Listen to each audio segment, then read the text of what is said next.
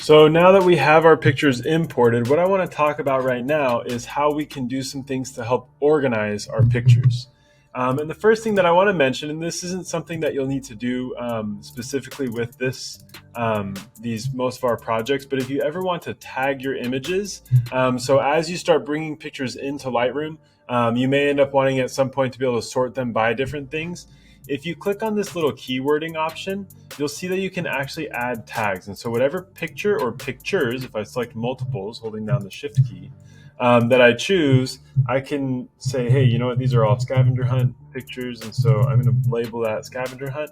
And now all of these pictures have a tag. And you're going to see this little icon down here. It says, hey, it has a keyword to it. Okay. When I click on that, it's going to say scavenger hunt. I can come in here and I can grab these two. They have plants in them. And so I'm going to add one that says plant. And so now I have my plant pictures as well. So I can actually come in here and look at my pictures and sort them by those tags. And so it can be helpful. So I wanted to show you that. But something that I like to use a lot is flagging an image. And what this is as I go through, if you notice when I hover over any image, there are a few things that pop up. I get these rotate options. So if you ever need to rotate a picture because the camera didn't quite rotate it right, you can do that. There's these dots, and then there's this little grayed out flag here. If I click on that flag, what it's going to do is that flag's going to be lit up, and it's going to show this white border around it. It'll show it up here, and it'll show it down here in my little timeline down here, okay?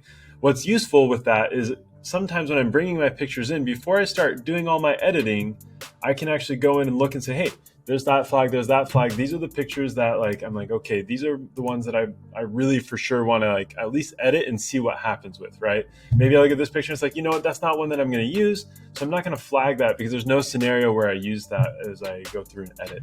And so I can flag the ones that I want to edit, okay? In addition to flagging, you can also add stars to any of your pictures as well. It's up to you how you choose to use that. I traditionally will actually flag the pictures, and then after I do my edits, I will place stars on pictures based on how I feel about it. So, if I'm like, after I edit this one, it looks really good, I maybe will make it a 5-star picture, right? Because it's like one that I for sure want, right? Or maybe it's just a 3-star or 2-star or something like that. But it'll help you kind of be able to then further organize and see, hey, these are the really good ones, these are the okay ones, or whatever, because as you go through pictures, that can become really helpful. Especially if you think of a scenario like if you were to be doing a photo shoot for someone and you're taking their senior portraits, and you're taking 60 plus pictures. Flagging it's going to help you see, okay, these are the pictures I for sure need to look at, and then starring it helps you to know, hey, these are the pictures I'm going to give to them, okay? So there might be some you edit that you're like, you know what, I don't love that one, so I'm just not going to star. I'm going to give it a 1 star, and I'm going to give these other ones more stars.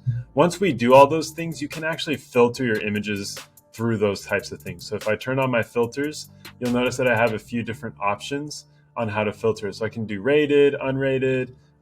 You can add location, but you'd have to actually have the camera be able to do that, and our cameras can't. And you can see some different things that you can sort it by. And so it can be pretty helpful